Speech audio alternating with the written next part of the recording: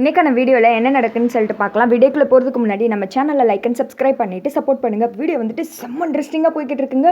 ஐயோ இப்போவா அப்போவா அப்படின்ற மாதிரி மனசே வந்துட்டு நமக்கே பக்குன்னு அப்படியே சீட் நுனியில் நம்மளை வந்துட்டு உட்கார வச்சிட்டாங்க. ஃபஸ்ட்டு சீனில் வந்துட்டு மண்டபத்தில் தான் காமிச்சிட்ருக்காங்க. ஆளுக்கு வந்துட்டு ஒவ்வொரு வேலையை பார்த்துட்டு இருக்க மேடை மேலே வந்துட்டு எல்லாருமே நின்றுட்டு இருக்காங்க.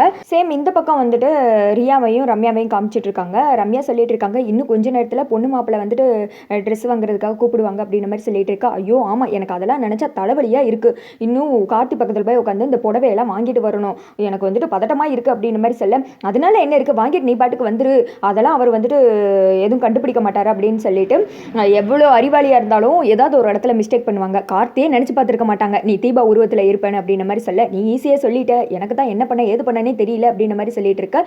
அதுக்கு முன்னாடி நீ வேணால் ஏதாவது சொல்லி ரூமுக்கு வர ட்ரை பண்ணு அப்படின்ற மாதிரி சொல்ல, அப்போ வந்துட்டு டோர் தட்டுற சத்தம் கேட்குது. ஏன்னா பொண்ணை கூப்பிட்டுவாங்கன்னு சொல்லியிருப்பாங்க. மைதிலி மீனாட்சியை வந்துட்டு அபிராமி அமுச்சு விட்டுருப்பாங்க.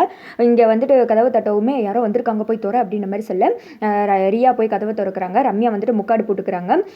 என்ன யார்கிட்ட எவ்வளோ நேரம் பேசிகிட்டு இருக்கா, எவ்வளோ நேரம் கதவை தட்டுறது அப்படின்ற மாதிரி சொல்லிட்டு இருக்கா. அதில் ஒன்றும் இல்லை சொல்லுங்க அப்படின்ற மாதிரி சொல்ல, சரி வா உன்னை புடவை வாங்குறதுக்காக கூப்பிடுறாங்க அப்படின்னு சொல்லிட்டு சைடில் பார்த்தா ரம்யா நின்றுட்டு இருக்காங்க. இது யாரு அப்படின்னு கேட்க, இவங்க என்னோட ஃப்ரெண்டு, மார்க்கெட்டுக்கு போகும்போது பழக்கம் அப்படின்ற மாதிரி சொல்ல, அதே எனக்கு தெரியாத ஃப்ரெண்டு அப்படின்ற மாதிரி சொல்ல, ஃப்ரெண்டுன்னு சொல்லிட்டல அப்படின்ற மாதிரி சொல்லிட்டு எரிஞ்செரிஞ்சே விழுந்துட்டு இருக்காங்க. என்ன இவ ஒரு மாதிரி பிஹேவ் பண்ணுறா அப்படின்னு சொல்லிட்டு மைதிலி மீனாட்சி பார்த்துட்டு சரி வா அப்படின்னு சொல்லிட்டு கையை பிடிச்சி கூப்பிட்டு போகிறாங்க. மீனாட்சி கையை விடுங்க, நான் என்ன சின்ன பிள்ளையா, எனக்கு என்ன வர தெரியாதா அப்படின்ற மாதிரி சொல்ல, எதுக்குப்பா அவள் கையை தட்டி விடுற, அவள் உன்னை தங்கச்சி மாதிரி நினச்சிட்டு இருக்கா, நீ என்ன இப்படிலாம் பிஹேவ் பண்ணிக்கிட்டு இருக்க அப்படின்னு சொல்லிட்டு மைதிலி திட்ட ஆரம்பிச்சிடறேன். நான் வந்துடுறேன் அப்படின்னு சொல்லிட்டு விறுவிறுன்னு கிளம்புறாங்க. இந்த பக்கம் ரம்யா எதுவுமே தெரியாத அப்படியே வந்துட்டு பக்கத்தில் அப்பாவியாக நின்றுட்டு இருக்காங்க. அதாவது அந்த நெட்டு துணிக்குள்ளே யார் இருக்கான்னு கூட தெரியல, இன்னும் என்ன பைத்தியக்காரனாவே நினச்சிக்கிட்டு இருக்கல அப்படின்ற மாதிரி நம்ம பார்த்துட்டு இருக்க. அந்த திக்கா வந்துட்டு தீபா போகிறாங்க. போயிட்டு நமஸ்காரம் பண்ணிக்கோங்க அப்படின்ற மாதிரி சொல்ல, வணக்கம் சொல்லிட்டு புடவையை கொடுக்குறாங்க.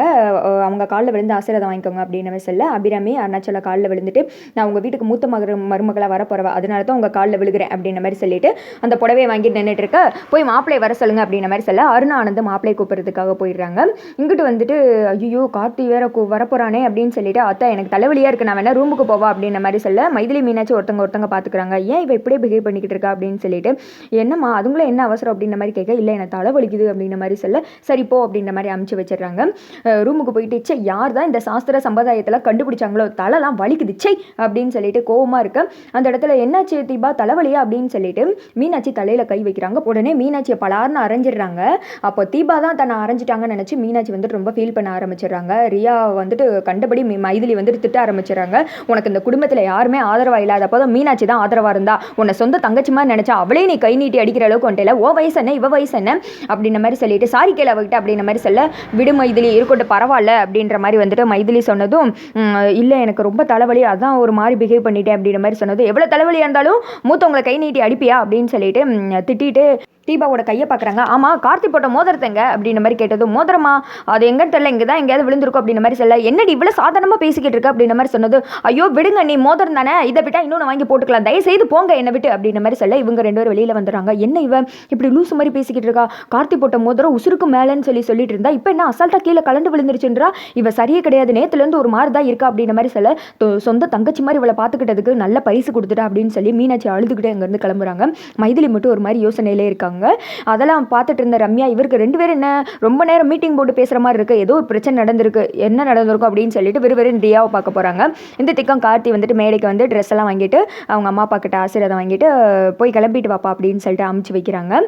கார்த்தி வந்துட்டு ரூமுக்கு போயிடுறாரு. அதே சமயம் தீபாவை கட்டி போட்டிருந்த இடத்துல காமிச்சிட்டு இருக்காங்க. அண்ணே ப்ளீஸ்ண்ணே இன்னைக்கு எனக்கு கல்யாணம்னே விட்டுருங்கண்ணே, அந்த ரம்யா வந்துட்டு ஏன் உருவத்தில் போய் என் புருஷனை கல்யாணம் பண்ணிக்க போகிறானே ப்ளீஸ்ண்ணே விட்டுருங்கண்ணே, அது மட்டும் நடந்துச்சுன்னா பெரிய பிரச்சனை ஆயிரும்னே அப்படின்ற மாதிரி சொல்ல, இவனடா தொணத்தொன்னு என்னத்தையா பேசிட்டே இருக்க, வாயில் என்னத்தையாவது வச்சு அடங்குடா, இவளே ரம்மி விழுகலன்னு சொல்லிட்டு கவலையில் இருக்கான், இதில் உன்னோட கவலை தான் எங்களுக்கு பெருசு பாரு அப்படின்னு சொல்லி இவங்க பேசிக்கிட்டு இருக்க. ஒரு வண்டி சவுண்டு கேட்குது.